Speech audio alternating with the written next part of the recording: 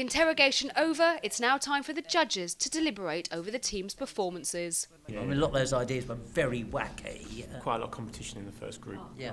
And that's probably because they're quite, as individuals, they're probably quite forceful. The presenter, the main presenter, the team leader, I thought took far too long in that introduction, well over half the time. I mean, my view on the second leader, she was just a brilliant enabler. You're telling me she wasn't very good.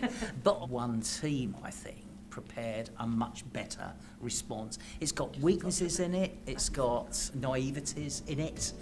They've almost come to a conclusion, but not before another round of team interrogation. Had you given a self-evaluation as a team? As team leader, to think that 24 hours ago we didn't know each other at all, and to come together under these circumstances and work in a really open and honest way and respecting each other is a fantastic achievement in itself. So John, I'm going to be quite cruel. Team leader, who was your star? And don't say everyone, you pick the star in your team that really performed during the day. I can't pick myself then. You can, yeah.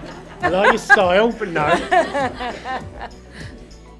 Oh, this is really hard. I can't believe you're making me do this. I think out of everybody, it really was a team effort, an equal effort. But I think Jess worked really hard today. I think Jess put a lot of heart and soul into this task. And on one occasion, she did have a little whisper in my ear and just brought attention to an issue that I might need to just look at. So something that I might have missed had she not done that. But I can't stress enough that how good this unit was today. Anna Kiss, you got that one. How did you feel you performed as a team, cohesively or not, and how did you perform? I think we did very good. We can do better in next challenges because we know each other a bit better and we know our strengths and weaknesses. Who's your star performer? Don't say the whole team. I need a star performer in the same way that we put David on the spot. I'm going to be slightly devious and try and make it a bit easier, but I would say Rachel was a star performance in presentation. Helen was a star performer during the day in terms of ideas and in terms of brainstorming. But we had great guys here with a lot of knowledge. It's judgment time. So which of the team's ideas have most impressed the judges? It's not only about intellect, it's not only about mind and strategy and good ideas, it's about heart as well, it's about passion, it's about emotion, it's about engagement. And on that basis, in this task, then it's the unanimous view of us all that Team B, the Anarchic Stars, has won this task. You are the winners, okay? So you get a round of applause. So it's the Anarchic Stars who have claimed the crown in the first local government challenge. So what was it about their ideas that most impressed head honcho and taskmaster John Ransford? They chose two very strong presenters.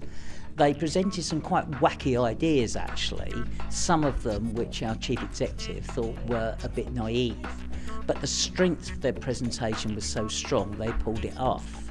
I don't think we heard anything entirely novel today, anything right off the wall, but we heard a lot of simple ideas. And how do the winners rate their performances? We just rolled with it and just gave it 110%, and I think that really came across evidently, and really just pulled it together, didn't we, as a team. It was definitely a team effort. I thought we only got our act together about 2 o'clock. It was a bit insane at times, but I also pulled through in the end. It was laid back, wasn't it? But what about our losers, the Red Stripes?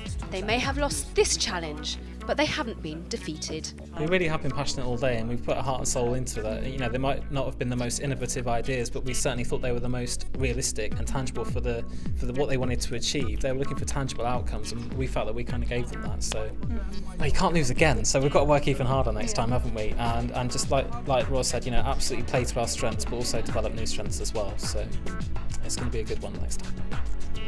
Well, that's it for our very first local government challenge, and a gripping first round. Next month, our contestants will be in Waverley, where they'll be set a challenge of Olympic proportions.